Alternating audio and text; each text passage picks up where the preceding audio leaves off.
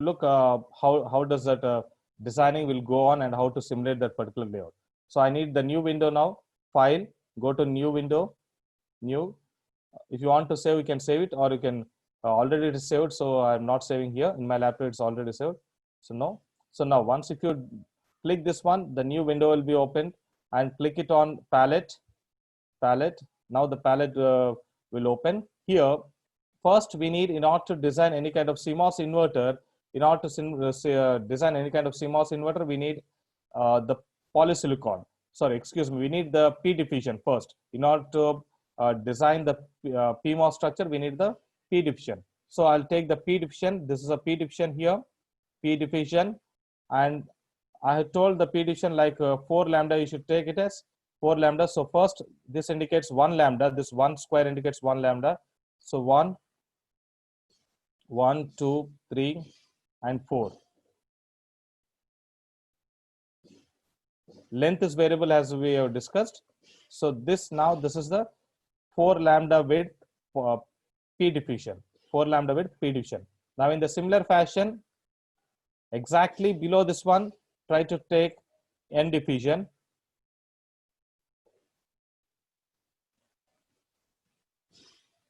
One, 2, 3, 4.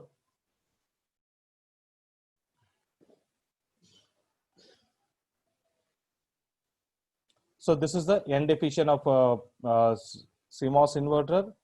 This is a P diffusion for that one. And then later after that one, we need to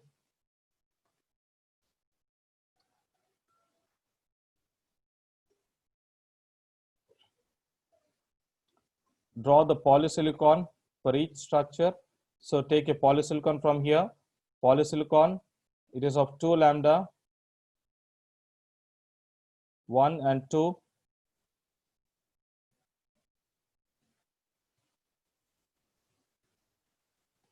Two lambda width, we have drawn the polysilicon.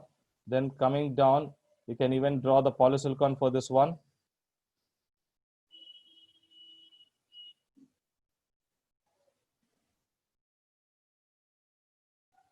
Two lambda, one square indicates 1 lambda. So I have drawn the polysilicon for this particular structure. Then later, after that, we can draw this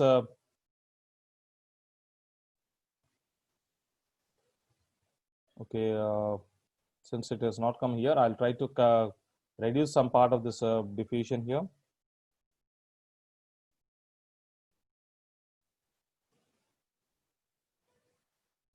Okay, now here, now it looks exactly in between the this part. The polysilicon is now exactly in between this diffusions. So now take the metal one in order to draw the source and drain of the PMOS and NMOS. So first, PMOS. You can draw it here.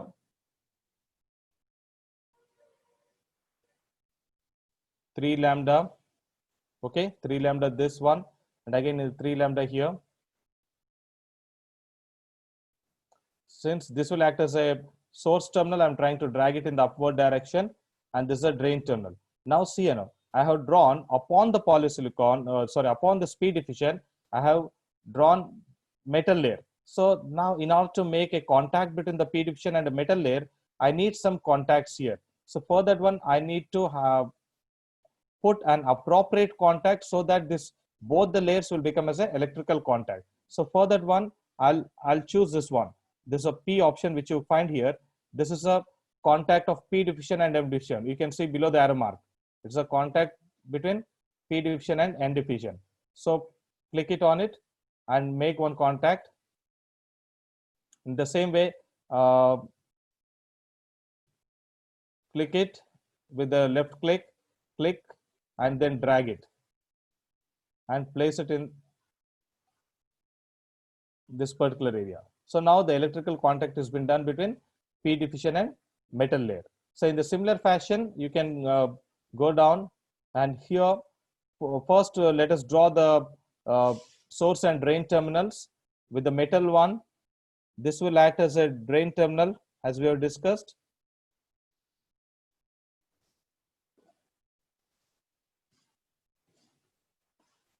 Then again with the same metal layer, draw the source terminal.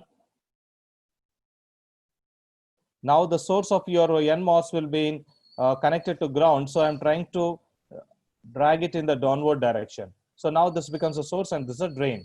For that one, from the palette, now in order to make a contact between the N diffusion and metal layer, you are supposed to take appropriate contact from the palette. So the contact is this one, N. This N indicates it's a contact between N diffusion and metal layer. So click it on it and drag onto this particular place where you want to put that contact. So now a contact has been done between N diffusion and metal layer. Now, as per the CMOS inverter, we know that both the drain terminals have been connected.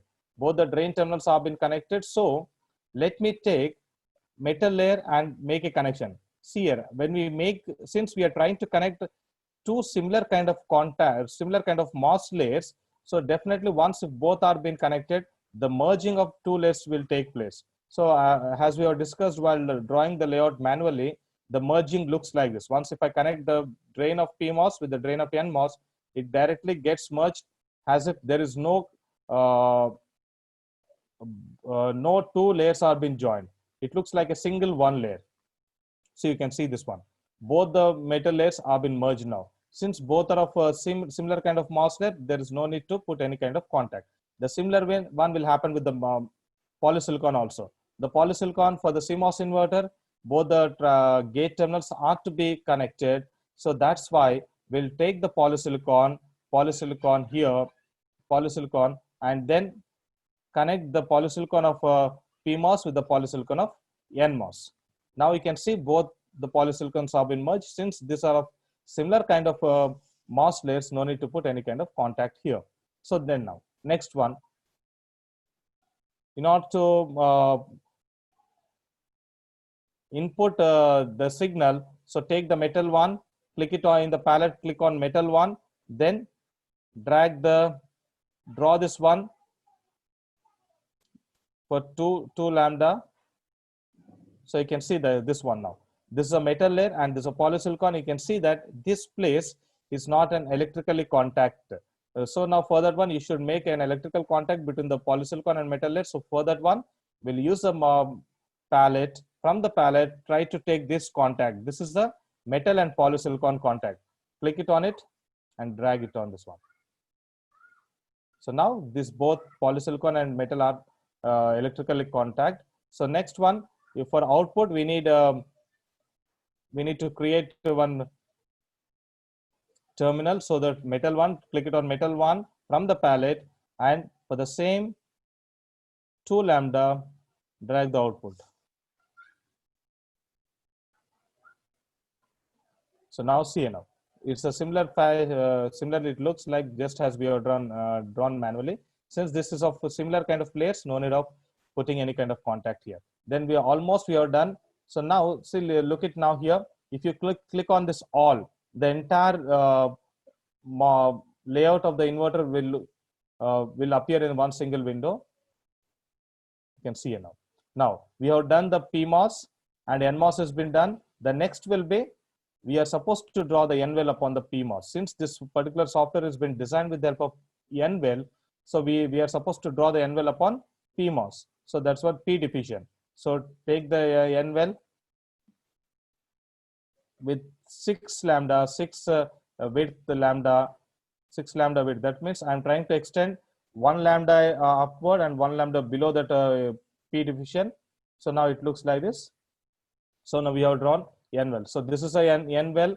Inside one is a P diffusion, and this is a polysilicon. Always make sure that your source and drains and also the polysilicon should be it should come out of this NVEL. It should not be inside the NVEL. You should try to drag that these 3 layers, source layer, polysilicon layer, and drain layer. It should come outside of this NVEL. You should drag it in the outward direction. So now we have drawn the NVEL. After that, we should supply the input signals. For that one, go to polysilicon, take the input signal. For that one, take this clock, add clock, and click it here.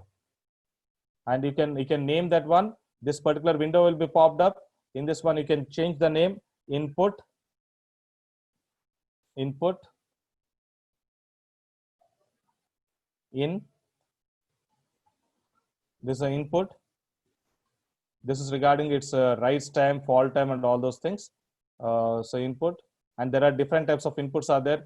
DC supply can also be given as a input, like one particular voltage value we can give, pulse can be given, sinusoidal waves can be given, and variables you can change the variables, ground terminal, and different kinds of inputs we can give it here. So this is a high voltage level, that's 1.2, and low voltage level of that input is 0 volts. So high voltage is 1.2 and low voltage is 0 volts for that particular input signal.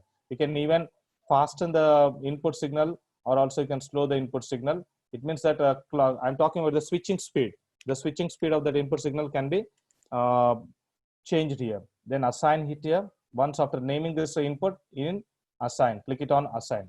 So you can find that input is been now applied to this particular layer. Now you should make a contact between this input and MOS layer.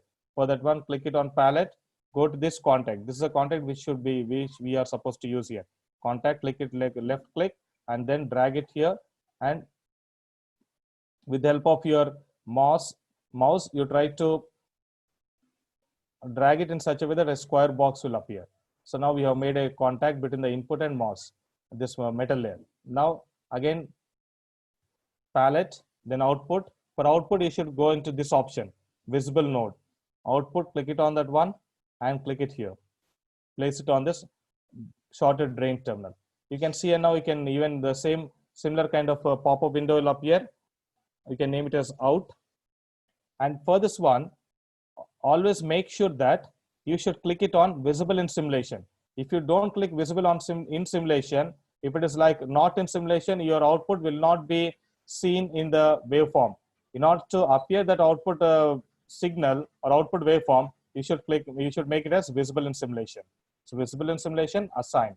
Now it will appear on this shorted drain.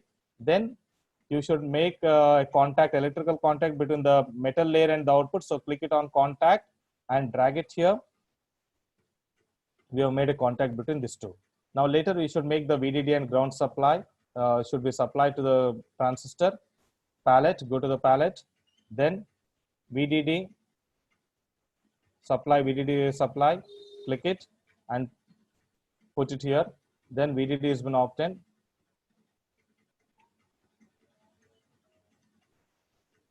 Take the contact and make a contact between this VDD.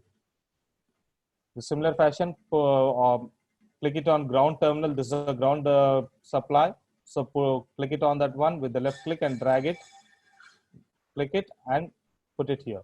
So on VSS, now you put the contact between that metal layer and the VSS. So now we have completed our complete CMOS inverter MOS layout. So now here we are supposed to even put the contact for this N-well here. If you don't put the contact, we are supposed to put a VDD here, and upon that VDD you should not put the contact. If you don't put the VDD, your complete layout operation will be like the characteristic will be floating. So in order to avoid that floating part, we should put an VDD at this one. Don't put contact for this one. You should just supply the VDD for this. Like it's like it acts like a supply for the substrate.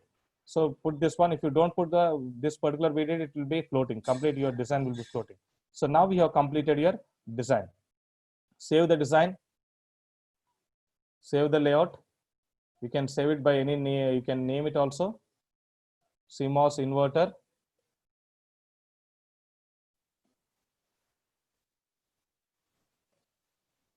After saving it, go to this option, run button.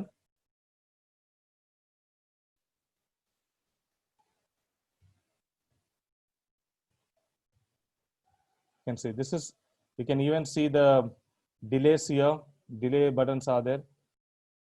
You can click by clicking this delay option, you can find the delay.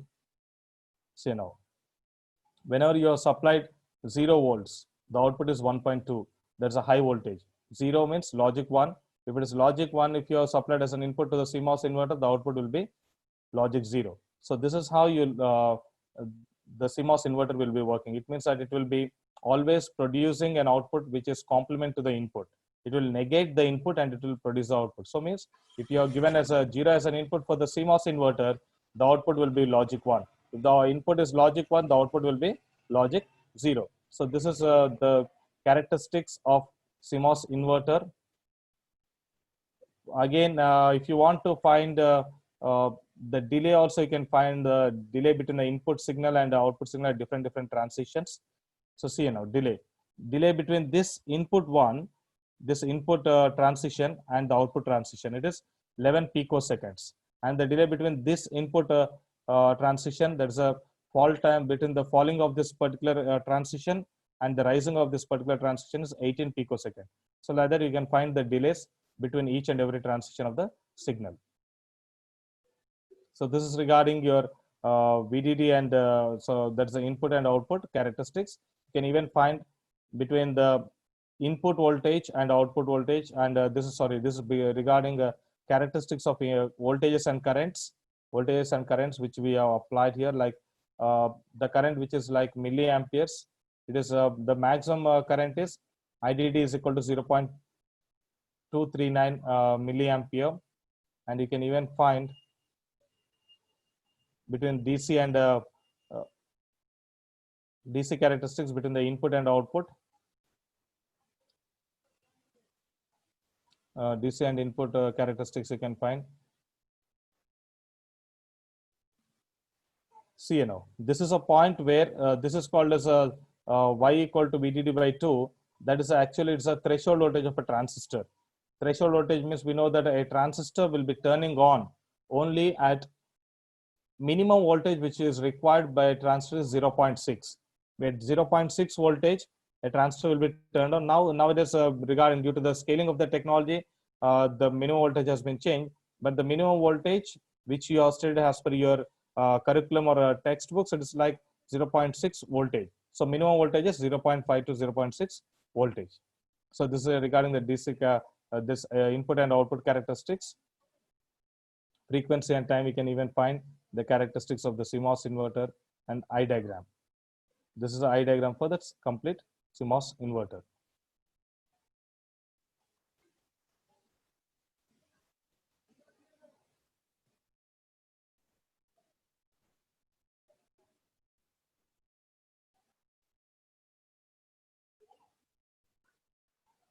So this is those are the characteristics of CMOS inverter. So this is how you should draw the CMOS inverter manually.